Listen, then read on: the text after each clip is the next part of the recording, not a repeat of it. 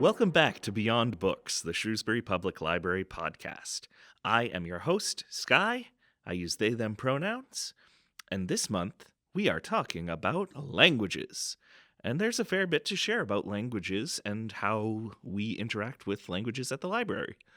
In Media of the Month, we'll talk a bit about the Friends of the Library's International Film Festival with our film guy, Mark Adler.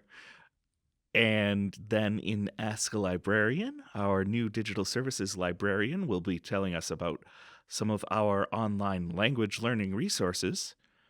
And lastly, in Life of the Library, I will introduce to you some of our ongoing in-person language learning programs. There's a lot to cover, so let's get moving.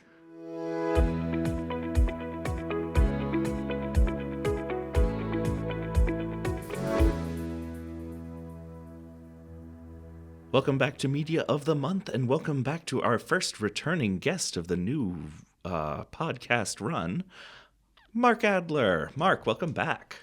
Thank you very much, Sky. It's really cool to be here, and it's an honor to be your first returning guest. Yes. We wanted to talk to you, because you're our movie guy. We wanted to talk to you a bit about the Friends of the Library International Film Festival that took place over the last 4 weeks.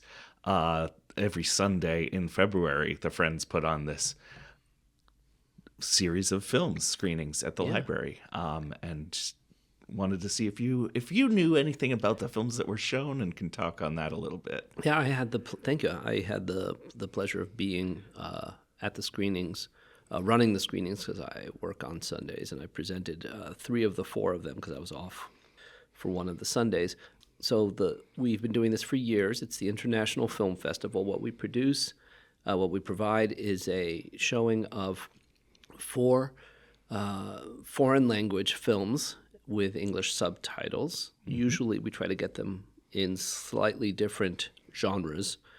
One of our staff members, Pat Haglund, from Tech Services, she selects them.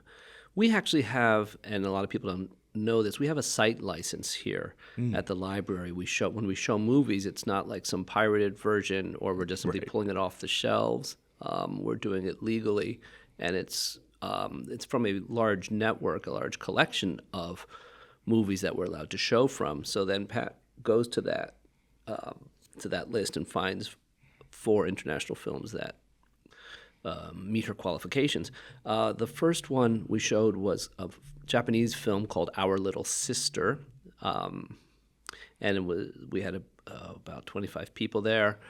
It was very well received. It was a sweet film, and the second film was called Tsotsi, which was a South African film in Zulu. Oh, cool. Not a sweet film. It was a little violent, a little exciting.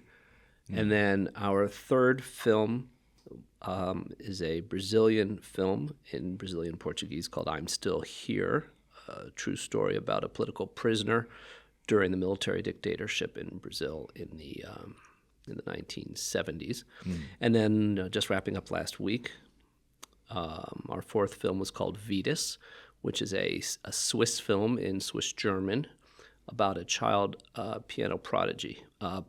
And the actor who played the child prodigy is himself a child prodigy. Because how else are you going to do that? So you got to get him. Yeah. So those were the 4 films this year. Nice. And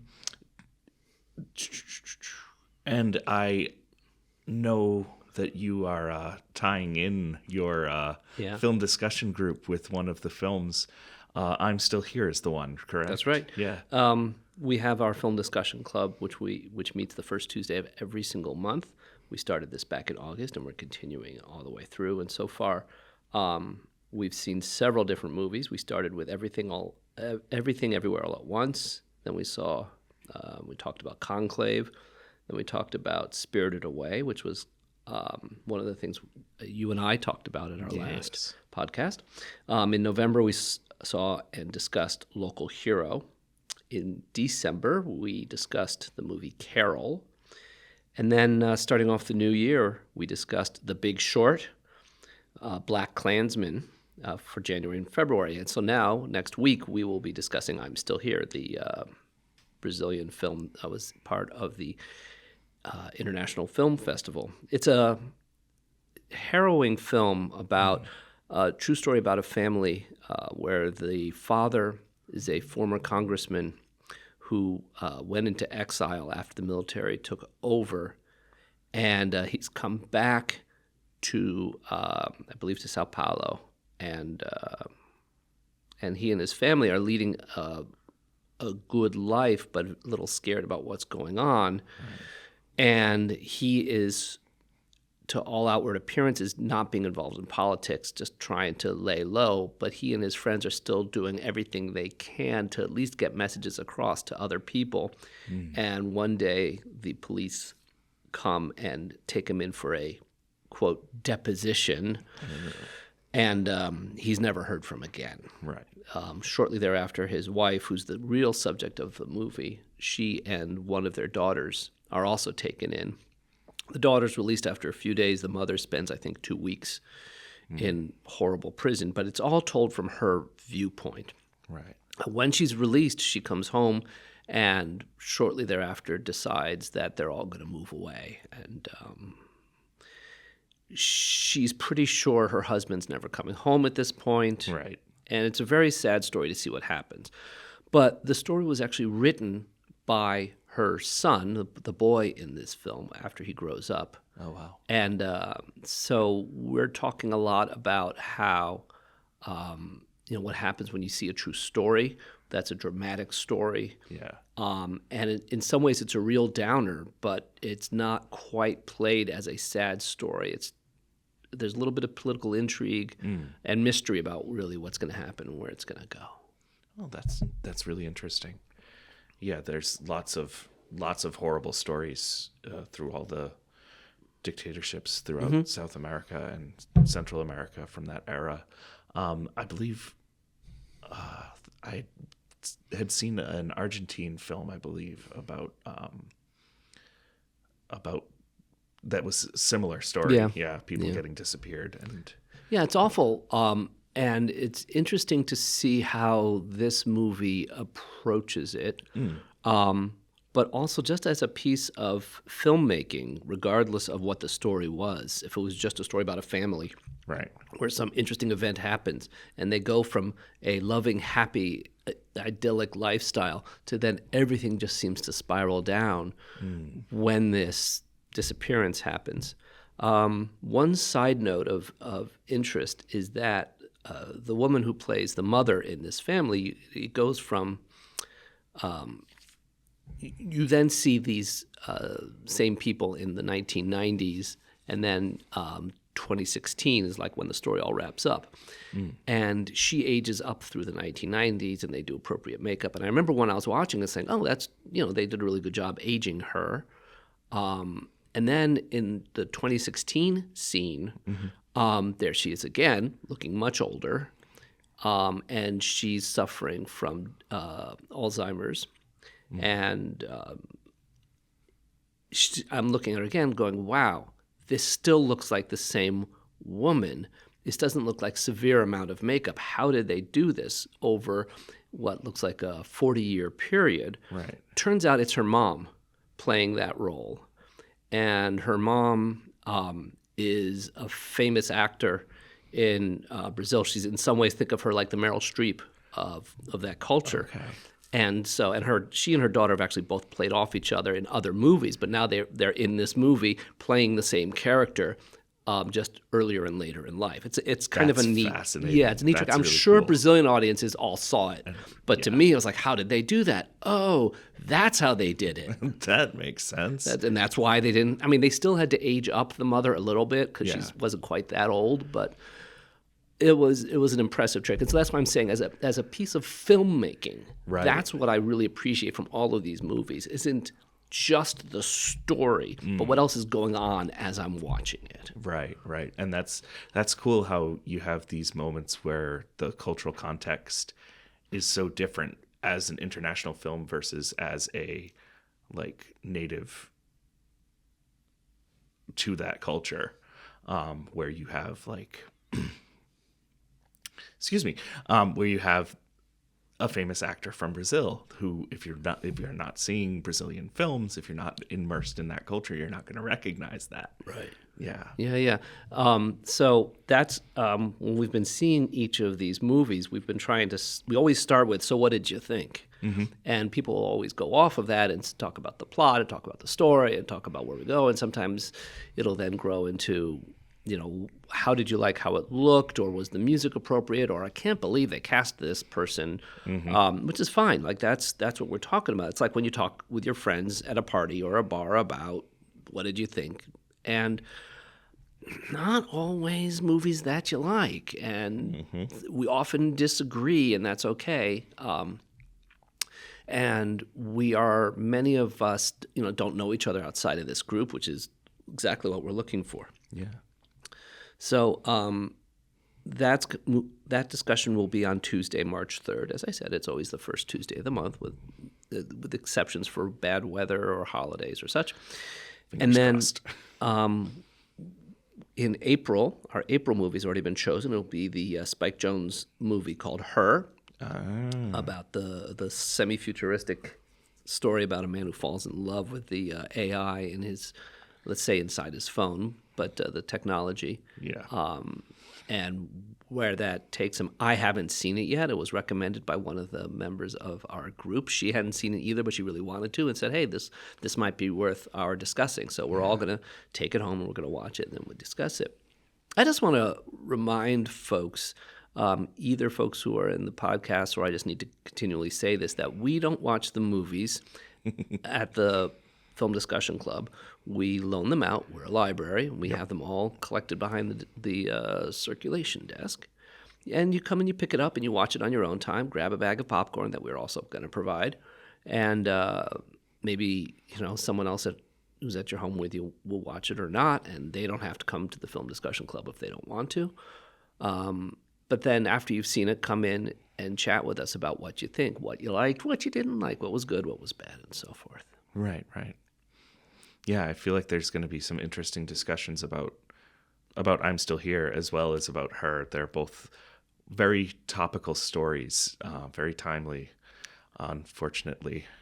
Yeah, it's funny with stories about artificial intelligence. We think that is the story of right now. Right.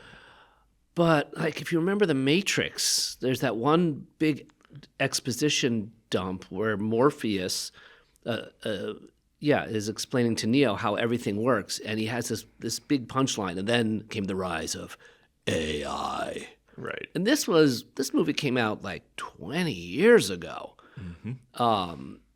And it's not like we think of it today with ChatGPT and that kind of stuff, or Claude Code, but still, they're actually referring to it there as this demon of AI, mm-hmm. whereas go back another 10 years to Terminator, which is still the same concern, they weren't calling it that. They weren't calling it artificial intelligence. They were just talking about the rise of the machines and Skynet. Robots and Skynet and all that sort of stuff. In some ways, it's the Frankenstein story. I'll probably watch it in the next couple of weeks in advance of the next discussion.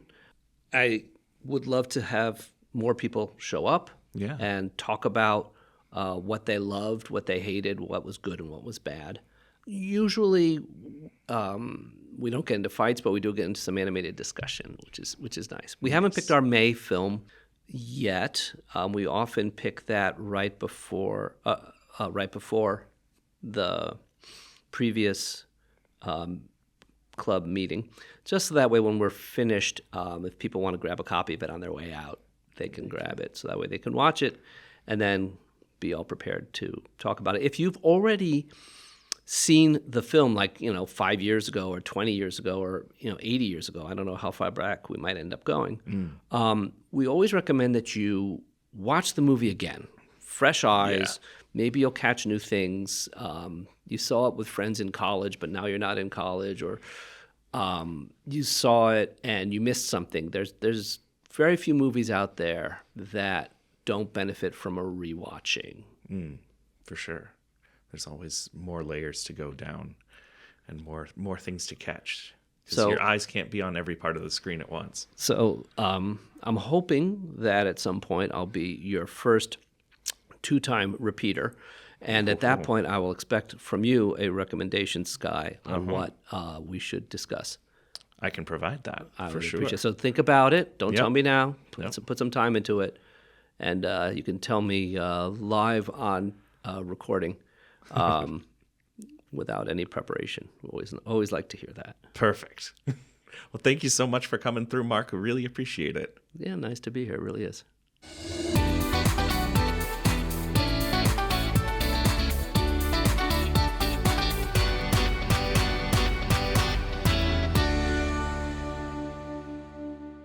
Welcome back to Ask a Librarian. In this month's segment, we are going to be talking to our new Digital Resources Librarian, Holly Penttila. Holly, welcome to the podcast. Hi, it's great to be here. Thanks for coming. So, Holly, why don't you tell us a little bit about yourself and how you came to be here at the Shrewsbury Library? Sure. So I have worked in libraries since I graduated with my undergraduate degree. I've always known I wanted to be a librarian ever since I was very small. And I got my master's in library and information science before I started working at Norwich University in Vermont. I was there for about a year, and then I decided I wanted to come back to Massachusetts. And I found a job here where it is wonderful and amazing and such a lovely place to be. Awesome. Tell us a little bit more about what your role entails. Sure. So as the Digital Services Librarian, my job is to manage our website. I manage all of our electronic resources, and I also help with all of the IT functions of the library. Right now, we are working on some revamping of the website, making it a little bit more usable, a little bit more accessible, and also we are always trying to improve and revamp our electronic resources to make sure they're relevant to the community. Nice. So that is a great way to lead into our Ask a Librarian question for this month. What sort of online language learning resources are available through the library? Yes, so we have 2 language resources, Mango Languages and ASL Defined.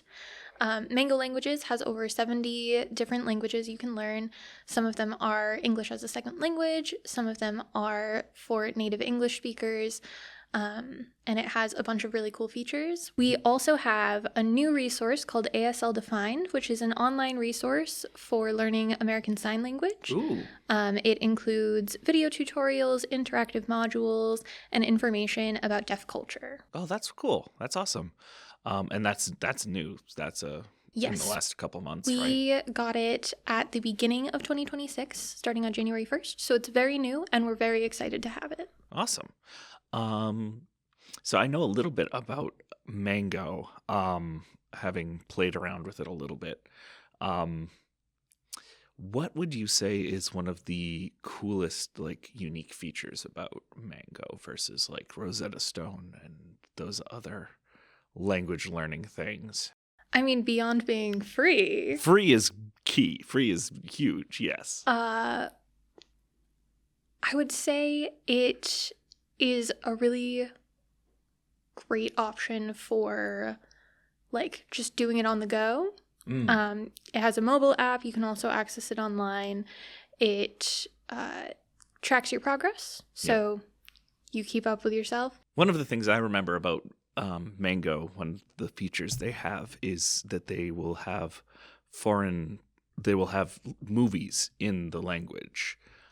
Sort of broken down into lesson plan, into conversation, breaking the conversations down so that you can sort of piece together from just watching the film. And I thought that was a really cool way to do it. And yeah, it's structured like a conversation, I guess. Both of these resources, they are free. They're available online. We know Mango has a mobile app. Does ASL Defined have an app as well?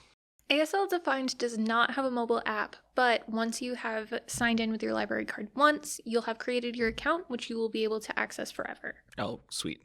I guess a more accurate way to state it would be, once you've signed in the first time with your library card, it attaches itself to your account, so you never have to re-authenticate with your library card. Oh, that's handy. Yeah, because that can be a pain when you have to sign in again and reconnect to your library card every time.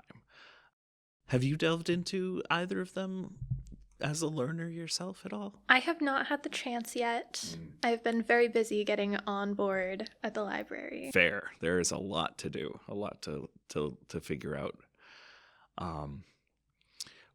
If you had to pick one of the languages in Mango to try out, which one do you think you would go for? I am planning on learning Korean this year. Oh, nice.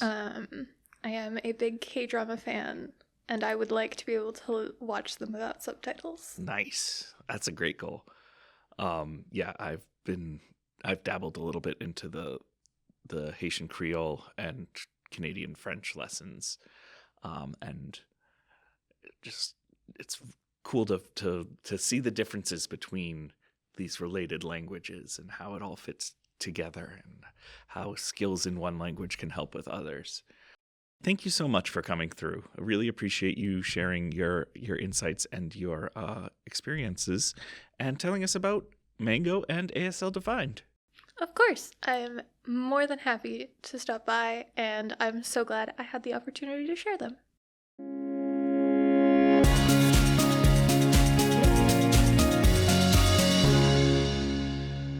Welcome into the life of the library. This month we'll be talking about the 3 conversation groups we have for language learners and folks who love languages: the English Conversation Circle, the Spanish Conversation Club, and the Chinese Conversation Group. So the newest of these is the Chinese Conversation Group, which is meeting on the 1st and 3rd Saturday of the month from 10 to 11 a.m. and is open to anyone interested in speaking Mandarin Chinese. All levels of experience are welcome, from beginners to native speakers, and no registration is required. If you're looking to get more practice with Spanish, we have 2 options. The Spanish Conversation Club meets most Tuesdays at 6 p.m. and provides a casual space in which you can practice and learn about many of the Spanish-speaking cultures of the world. There's also a Spanish language book club that meets on the first Saturday of the month from 11 to 12:30 p.m. This group is facilitated by Beatriz Alvarado and will discuss the literary works of influential Hispanic writers from different genres and times. The discussion will be in Spanish, and the books are available at the circulation desk on the main floor. Last but not least is the English Conversation Circle. This is a program for adults who are looking to improve their conversation skills. It is not a structured English class. Like the other conversation groups, it is an informal and relaxed space, and no registration is required. The group meets Mondays and Wednesdays from 10:30 to 11:30 at the library, and Fridays from 10:30 to 11:30 at St. Anne's Church in Shrewsbury. The people in all of these groups are wonderful, welcoming, and friendly, and they would love to have you join.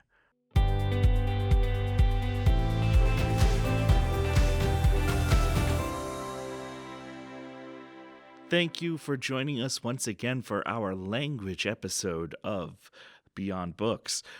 One thing before we go further into the outro that we forgot to mention is our wonderful and growing collection of world language books. Steadily growing number of languages and genres and things of books for adults and books for children and teens. Definitely worth checking out and seeing what's there. Our theme song is by Philip Zhang, and big thanks to our guests from this episode, Mark Adler and Holly Penttila. And as always, big thanks go to our amazing producer, Jess Smith.